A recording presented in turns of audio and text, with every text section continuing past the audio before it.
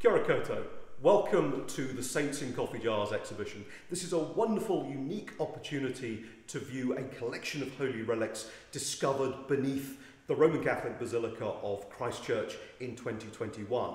When the basilica was being deconstructed, these items came to light. They have been hidden beneath the basilica for over 40 years. What we're trying to do in this joint exhibition between the Catholic Diocesan Archives and the University of Canterbury is really throw light on these relics to explain what is a holy relic, how does it connect with a saint, what is the nature of this material and why was it collected here in Christchurch. So we begin really by looking at the finding, the discovery of this material and how it came to light. And that takes us to the story of Father Kevin Clark, who placed this material in the mid-1970s beneath the floor of the basilica. Why did he do that?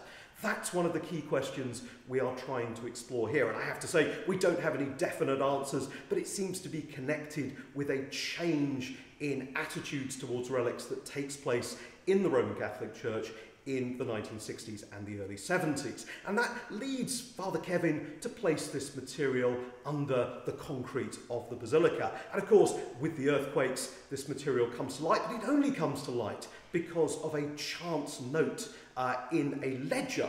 And that ledger was produced by Christchurch's first Roman Catholic bishop, Bishop Grimes. Grimes notes down when he comes to Christchurch a very large collection of relics, a very wide range. They range from the True Cross through to modern 19th century saints, and along the way there are a series of medieval saints, people like Francis of Assisi, and indeed people like Catherine of Alexandria, who are no longer considered to be saints in quite the same way that they were in the 19th century. And again, that is a product of changes in the 1960s. It's a fascinating collection. What we're trying to explore here is the nature of 19th century Christchurch, the activities of Bishop Grimes, a fascinating man, one of those elements of Christchurch society that is much less well known than it should be, because here we have a first Roman Catholic bishop of a predominantly Irish congregation who is himself English, who is adjusting to that.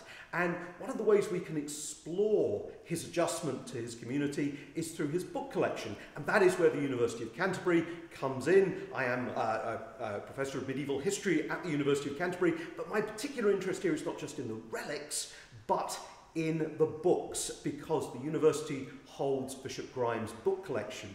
We inherited this in 1980, and we find some very fascinating examples that tell us about the bishop's attitudes and his views. So that material we brought into this exhibition to cast light on 19th century Christchurch, Bishop Grimes in 19th century Christchurch, and the Catholic community here. So we're telling a story of Christchurch as well as exploring the nature of relics and their role within the church across 2,000 years. And of course, as part of that story, we're looking at attitudes which did not like relics, views that come out of the Reformation where people say, well, why are there relics? These are a problematic aspect of Christianity. So we're looking at those debates, we're exploring them, and we're trying to explain both a fascinating concept with, of course, relevance today, and to explore this element of 19th century Christchurch. So as a whole, this is a tremendously exciting exhibition, bringing together